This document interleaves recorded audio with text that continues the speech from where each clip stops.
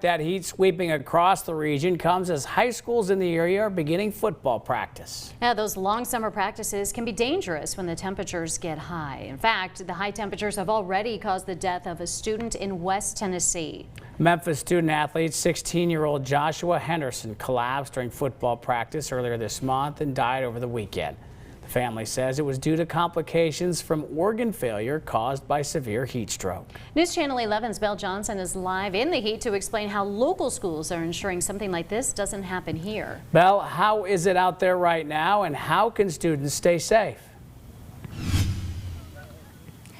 Absolutely, Casey. It's not too bad right now. Then again, it is a little later in the day. I'm currently at Science Hill High School. Well, earlier I talked to the head football coach, Stacy Carter, about how they stay safe during the heat waves like this.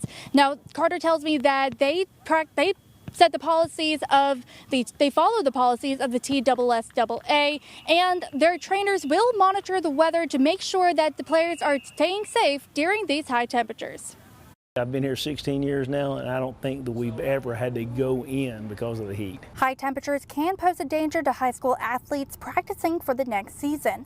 Stacy Carter is the head football coach of Science Hill High School. We do have to make sure that we are having a plan for heat and for the weather, in times like this, make sure kids are hydrated, make sure we abide by the TSSAA, which I think they do a good job for having a system in place to go by. Craig Morehouse is the athletic trainer at Daniel Boone High School. He says they are also working to make sure players stay safe in extreme temperatures. I'm supposed to take a measurement on there 30 minutes before practice, at the beginning of practice, and then 30 minutes, every 30-minute increment throughout practice. Both schools use the wet bulb globe temperature measurement.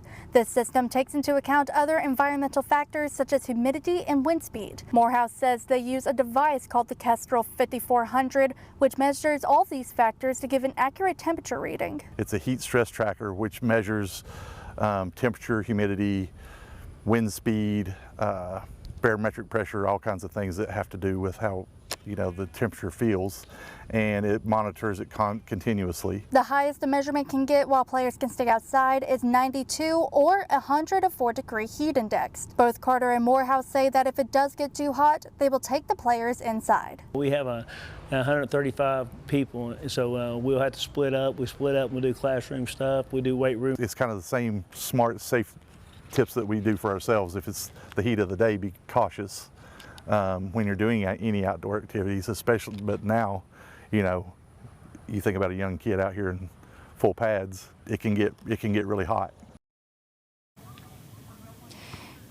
And both of them also say that water is always available for their teams, and they encourage the players to stay hydrated even outside of practice. In Johnson City, Belle Johnson, News Channel 11. Sarah, Casey. Belle, thank you very much, and certainly stay safe as you're outside in the heat as well.